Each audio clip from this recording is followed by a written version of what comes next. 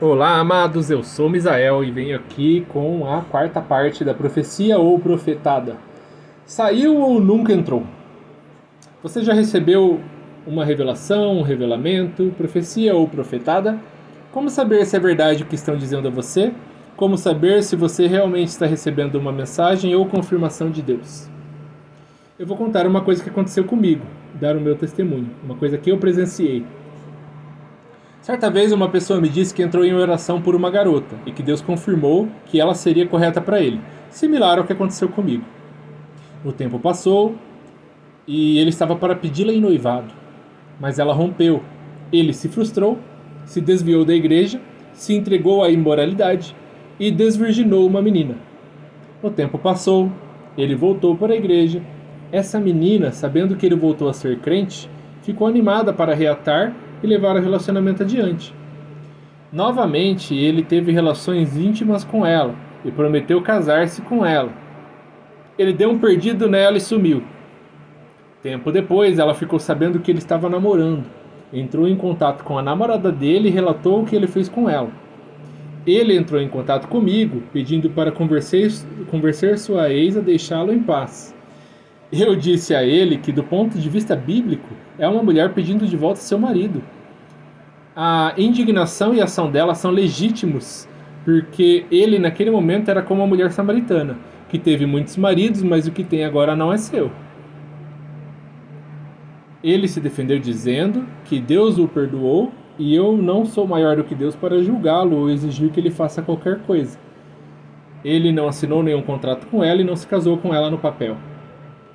Eu respondi dizendo que, se você continuar a pecar deliberadamente após receber o sangue da remissão, não há mais sangue para remissão. Hebreus 10, 26. Era do mundo e se converteu. Se desviou e pecou com ela, ok. Mas voltou para a igreja e cometeu mais pecados contra ela e contra Deus. Para ser perdoado, deve se arrepender e praticar a obra de arrependimento, restituindo e consertando o que quebrou. Essa é a vontade de Deus, como está escrito em Lucas 19:8 e Êxodo 22. Deveria voltar com sua esposa, porque Deus não honra somente o casamento no papel, mas o ato consumado. Tornou-se uma só carne com ela, e esse laço não pode ser desfeito. Como disse Jesus, divórcio não existe, e é adultério se qualquer um se relacionar novamente, como está escrito em Mateus 19:8. Não aceitou essa palavra pelo mesmo argumento usado anteriormente. E foi embora isso aí. Certa vez uma pessoa me disse que iria pedir a namorada em casamento. E que Deus revelou a ele que seus outros dois padrinhos, revelou a ele que eu e outros dois padrinhos racharíamos a aliança de noivado dele. Um já havia aceitado rachar o negócio. Eu não tinha condições no momento, mas faria pela fé, se Deus confirmasse que era realmente sua vontade. Deus não confirmou, e eu me abstive da vaquinha. 2 dias depois, a garota rompeu com o rapaz e nunca mais ficaram juntos. Foi Deus que falou com ele? Certa vez, uma pessoa me disse para eu conversar com seu cônjuge, porque ele achava que havia sido traído. Falando com o cônjuge, eu descobri que a pessoa havia omitido muitas informações para mim e que tinha o celular trancado, sem permitir que o cônjuge visse o conteúdo. Diante da suspeita, essa pessoa também excluiu suas redes sociais e suas conversas em aplicativos. O cônjuge decidiu perdoar e continuar assim mesmo. Um dia eu tive a oportunidade de confrontar essa pessoa face a face. Questionei se Deus realmente havia confirmado a primeira namorada que deu errado, o noivado e a revelação da vaca da aliança. De que forma você acredita que Deus concordou com essas coisas que não deram certo? Ele foi evasivo, agressivo, desrespeitoso e esguio. Tentou guiar e manipular a minha forma de responder e até de pensar. Perguntei se é suspeito uma pessoa apagar suas redes sociais e não permitir que seu cônjuge tenha acesso ao seu celular, principalmente diante de uma suspeita de adultério. Perguntei por que tentou me enganar usando o nome de Deus para me fazer rachar sua aliança. Ele respondeu que estava brincando. E eu questionei, você brincou usando o nome de Deus em vão?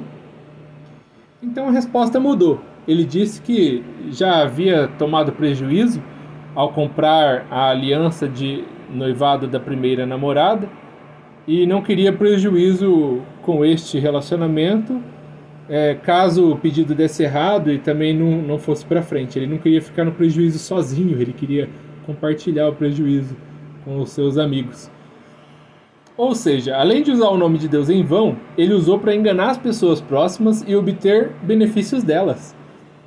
Será que um dia ele foi cristão? Ou será que se converteu de fato, porém, por causa da desilusão causada pela imaturidade espiritual, nunca voltou ao corpo de Cristo, mas aprendeu a usar uma linguagem gospel para dominar pessoas humildes e sensibilizadas, tornando-se um manipulador gospel?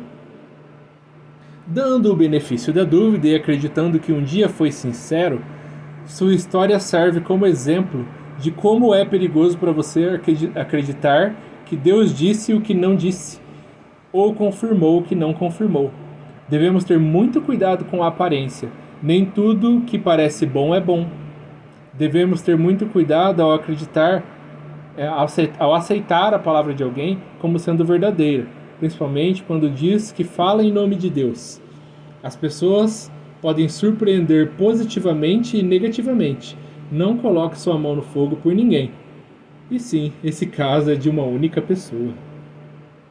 Se você achou útil este conteúdo, peço que curta e compartilhe. Comente também. Essas atitudes ajudam a crescer o canal, levando esse conteúdo mais adiante, me dando tempo para produzir mais conteúdos como este. Eu sou Misael, grato, até mais e fica com Deus.